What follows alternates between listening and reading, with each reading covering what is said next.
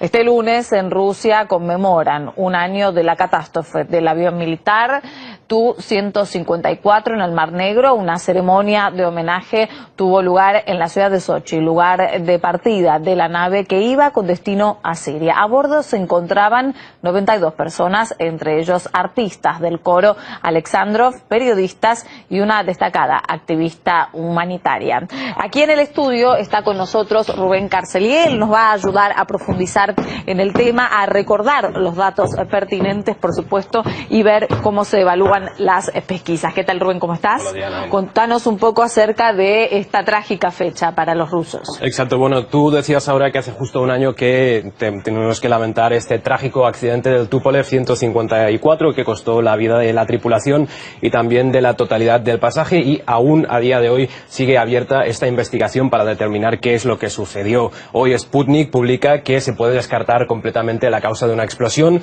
y aquí vemos imágenes de los actos de conmemoración que se están haciendo durante el día de hoy. Esto es el puerto de Sochi, donde cientos de personas han acudido para depositar flores, velas y mensajes de recuerdo. Hay palabras como, por ejemplo, no olvidamos, os recordamos, y esto es lo que hemos visto allí. Por otra parte, también aquí en Moscú, en la Torre Ostankino, se ha inaugurado este memorial para recordar a las víctimas, a esos periodistas que también fallecieron, que iban en ese avión.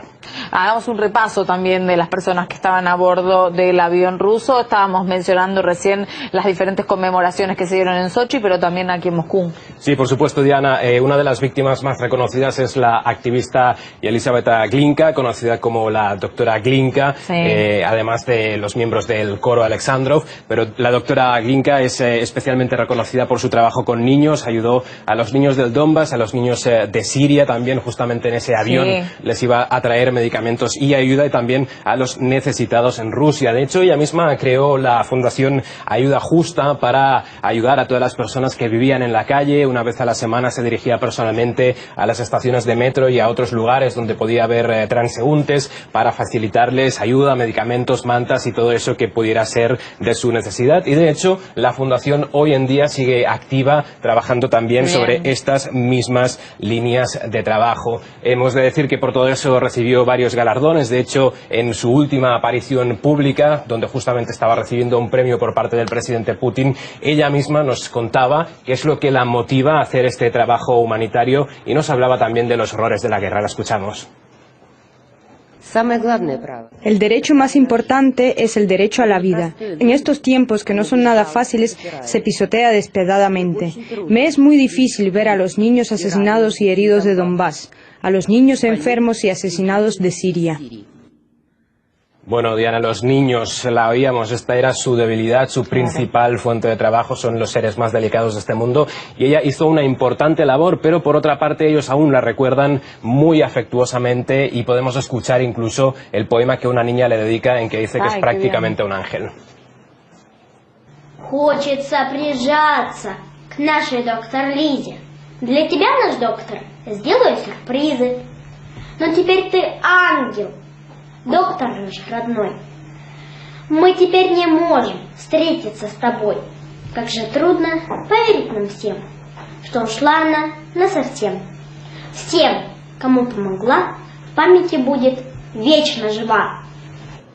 Imposible no conmocionarse. Rubén, yo recuerdo hace exactamente un año que dábamos la noticia aquí en RT, también iban surgiendo todos los reconocimientos a cada una de las personas que estaban a bordo de ese avión ruso que se había impactado en el Mar Negro, pero que después también a todas estas historias vinieron también los galardones. Claro, son historias humanas, cada una de las víctimas es importante, pero hablando de la doctora Lisa, por ejemplo, tenemos que decir que ya en vida recibió muchísimos galardones que certificaban lo bueno y lo noble de su trabajo, pero incluso después, a título póstumo, han seguido llegando estos reconocimientos, estos galardones. La Cruz Roja rusa ha sido la última en hacerlo, y también se ha publicado este libro con sus memorias, con sus vivencias y con todas estas experiencias que durante toda su vida ha podido hacer para contribuir al bien común. Pero este no es el único reconocimiento. También en este mapa vamos a ver todos los puntos de Rusia donde se han ido desplegando colgando todo tipo de placas o incluso otros elementos conmemorativos. Podemos citar, por ejemplo,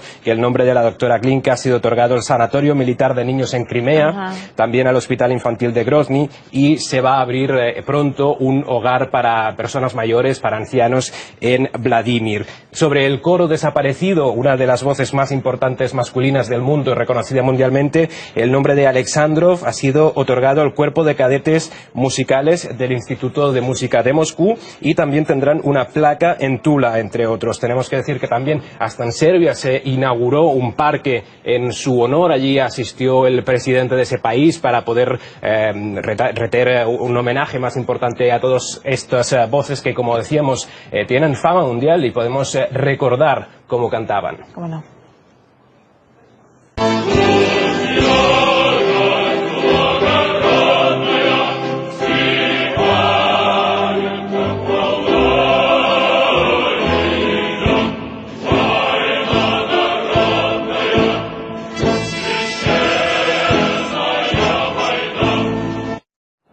Bueno, Diana, pues hace ya un año de esta tragedia. Lo que podemos hacer es, con un pequeño vídeo conmemorativo, recordar qué es todo lo que pasó. Gracias.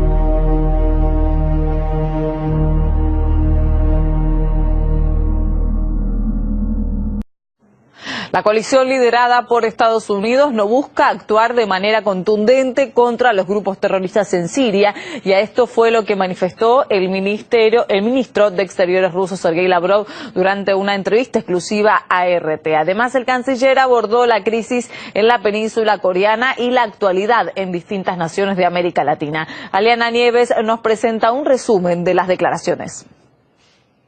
Finaliza el año 2017 y para muchos es tiempo de resúmenes. También así lo ha considerado el ministro de Exteriores de Rusia, Sergei Lavrov, quien ha concedido una entrevista exclusiva a RT, a los canales en español, en inglés y en árabe. En su conversación con nuestra cadena, el canciller ruso se ha referido a los principales temas que han ocupado la atención en la arena internacional y también en el ámbito diplomático. En lo que se refiere a América Latina, Sergei Lavrov tuvo palabras hacia Venezuela, donde ha dicho que la situación parece haberse calmado después de la realización de elecciones a la Asamblea Nacional Constituyente. Ha dicho también que el país tiene opciones de llegar a paz, de llegar a entendimiento entre el gobierno y la oposición, siempre y cuando no existan influencias externas. En Venezuela hubo cambios muy positivos, alcanzados también durante las recientes elecciones de gobernadores y municipales que transcurrieron de manera pacífica para sorpresa de quienes esperaban un escándalo, y los resultados fueron aceptados. El gobierno y la oposición están dialogando y estoy seguro de que si nadie interviene en el proceso podrán llegar a un acuerdo. En cuanto a las relaciones entre Cuba y Estados Unidos, el ministro de Asuntos Exteriores de Rusia ha dicho que es lamentable que haya habido un paso atrás desde la llegada de Donald Trump a la Casa Blanca. También se refirió a los supuestos ataques acústicos contra diplomáticos estadounidenses en la isla. Ha dicho que le llama la atención que hasta el momento no existan pruebas contundentes y que sin embargo Estados Unidos continúe hablando al respecto. También se refirió a las relaciones bilaterales entre Rusia y Cuba. Ha dicho que la isla es un ejemplo a seguir en la historia de América Latina y que pues estos nexos bilaterales positivos entre Moscú y La Habana continuarán en el futuro. Mantenemos un contacto constante con el gobierno de Cuba y con todos los representantes del Ejecutivo. No vemos ningún motivo para que nuestras relaciones cambien tras la convocatoria del nuevo Parlamento que en abril designará al nuevo presidente. En cuanto a las próximas elecciones presidenciales en México, Sergei Lavrov ha mencionado que confía en que el país mantenga la estabilidad. Ha dicho que no se puede hablar de ningún tipo de injerencia de Rusia en los comicios presidenciales de este país, y en las naciones de las cuales se ha hablado sobre este tema, pues no se ha podido demostrar hasta el momento ningún tipo de rol decisivo de Rusia en comicios presidenciales que se hayan celebrado tanto en Europa como en Estados Unidos. Sobre estos asuntos también Sergei Lavrov se refirió a la situación en la península coreana. Ha pues calificado como negativa la falta de iniciativa de Estados Unidos de sentarse a la mesa de diálogo con Pyongyang, pues ha dicho que en estos momentos las negociaciones son básicas para calmar las tensiones en cuanto al tema de Corea del Norte. Debemos aclarar un poco cómo Washington está manejando el problema. En septiembre recibimos señales por parte de Estados Unidos de que querían empezar un diálogo con Pyongyang. Aseguraron que no tenían previstas maniobras militares hasta la primavera. Por ello, Corea del Norte podía estar tranquila. Nosotros transmitimos este mensaje y no fue rechazado. Sin embargo, poco después, los estadounidenses afirmaron que habían surgido maniobras no planeadas para octubre. Es decir, que en septiembre dijeron que no habría ensayos militares hasta la primavera, que se podría negociar, y en octubre aparecen maniobras de gran envergadura. Otro de los temas que no podía faltar en esta entrevista es la guerra en Siria. Sergei Lavrov ha dicho que para que se concrete la paz es necesario respetar cada uno de los puntos a los que se llegue a través del diálogo, a través de las diferentes mesas de negociaciones. También ha dicho que sería muy positivo que la rama chiita y sunita del mundo musulmán pues logren un entendimiento, y como no criticó la existencia de bases estadounidenses en territorio sirio. Ha dicho que el futuro de la nación árabe pues se basa únicamente en el respeto de su integridad territorial.